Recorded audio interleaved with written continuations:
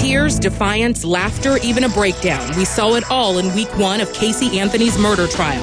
Failed to make a reasonable effort to protect Kelly Marie Anthony from abuse, neglect, or exploitation by another person, and in doing so caused the death of Kelly Marie Anthony. That with what has been shown on the media, that, I feel that, I know the verdict and I'm guilty. By day 2, we see another side. The tears are gone. Casey's clearly more relaxed. Day 3 is a different story. We see several sides. Casey appears defiant. From a premeditated design to effect the death of Kelly Marie Anthony, a human being unlawfully killed Kelly Marie Anthony. Then she laughs. Then the only other thing I have to do is arrange for you to get you some Brewers tickets. Yes, and these are behind home plate, so these aren't outfield tickets. So. Later in the day, Casey has some sort of breakdown, appears to be having problems with her hands, and is escorted from the courtroom. Day 4, Casey's lips appear tight for most of the day. Her demeanor is tense. You're going to see photographs of the child's remains. Honestly, it's not something I'm looking forward to. Have you formed any opinions or have any impressions about the defendant's guilt or innocence? Yes. And what is that opinion, sir? I believe she might be guilty. For Casey Anthony, this is not a criminal defendant who does not show what she is thinking. And we've seen that here in the first week. And she's been emotional. She's been defiant at times. She's been tearful. She's been physically, her hands clenched up. She had to be escorted out of the court. So this is someone who I think during the course of this case, you're going to see reactions, and it's going to be an issue. Back with me is my panel. Also joining us, clinical psychologist Michelle Gollin and criminologist Casey Jordan from In Session on True TV. You can go to momlogic.com to check out Michelle Gollin's website and all her updates. Michelle, let me start with you with this defendant and the reactions that we got this week. We saw a good summary of the different faces of Casey Anthony this week. This isn't one of those defendants who's just going to sit there and you're going to be wondering, what is she thinking? I mean, we get an idea that this stuff is impacting her, and she shows it.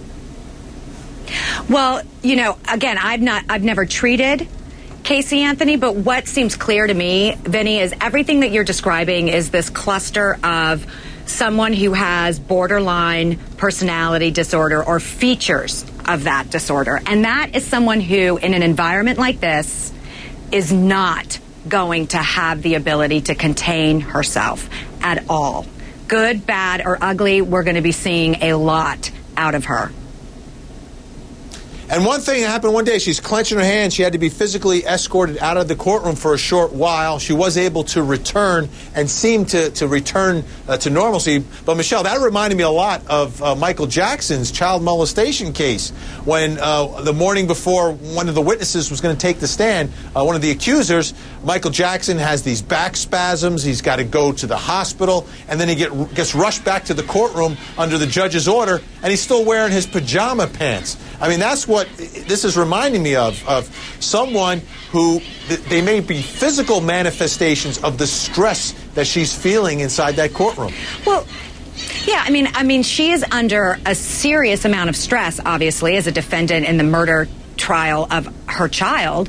And she also is having to deal with the fact that she doesn't have the ability to control what she is feeling as most of us would be able to, in the sense that we would know, we've been told not to react a certain way and that it's better for us.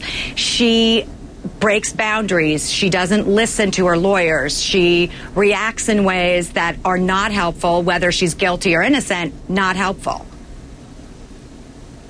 Casey Jordan, when we think about Casey Anthony and the way this week has played out and what we've seen from her so far, I mean, we haven't really even begun to get into the nuts and bolts of this case. Opening statements when all these allegations are made. Opening statements when Jose Baez tries to explain those 31 days in the first minute. I can't imagine what's going to happen during those moments. Yeah, I think we've just begun to scratch the surface, and she is a bit of a loose cannon. She came in on day one really looking a mess. She had her hair in a ponytail. She didn't have makeup on, dark circles under the eyes. And at lunch break on Monday, they cleaned her up. They got that hair into a demure little bun. They got some makeup, some eyeliner on her. They got her to perk up. Second day, I saw them start to work on her body language, try to keep her hands away from her face because that makes it look like you're hiding. And she needs to get her elbows off the table. She was keeping her hair, her bangs in her face, trying to hide. Today, we saw the transition. She got her game face on. But I think you're going to see breakdowns periodically. I predict that when the heat is on, when they really start getting to the forensics and show the photos of little Kaylee Anthony, I think she's going to get sick or call out sick. Gene Casares, I think it's something that is going to be noticed by all who are inside the courtroom. My goodness, there's no way you're not going to be able to see how all this is impacting her. The question is there any way that if she shows some raw emotion, if she is impacted and feels something there, that maybe, just maybe, those jurors believe that, hey, she is more human. She's not just someone that the prosecution is talking about. This is a human being who has feelings and emotions, right. And maybe they feel some sympathy for her. I agree. And couple that with her age, how young she is. You know, Vinnie, we've seen so many defendants that are never crack an emotion when they're talking about their loved one that was murdered by someone. And so to have a defendant that is emotional, we've seen in the past, can help them. It truly can. Well, but I think... Beth Karras, I want to ask you about it. Oh, go ahead, Gene. You finishing up? No, sorry, it was Michelle. It was Michelle Golland. Oh, go ahead, Michelle. Okay, the thing that I'm thinking, though, the problem is that what has always been felt by Casey when she's in the courtroom is that her tears have never really been felt about her daughter or the loss of her daughter. What we seem to see, and I think what is really this barrier that's being broken by seeing these jurors who, you know, one after the other say that she's guilty, is that she cannot pretend and be in this persona and facade anymore. And she is crying, I believe, and upset for herself. It's not about her child, it's about herself. Yeah, that's why the timing of all these emotions becomes so important. Go ahead, Gene. It's what others allege she did to her daughter when she cried December 8th of 2009 when Jeff Ashton said someone applied a substance to little Kaylee and put duct tape. She cried just like that, and it was what somebody was accusing her of doing intentionally to her daughter. Mm-hmm.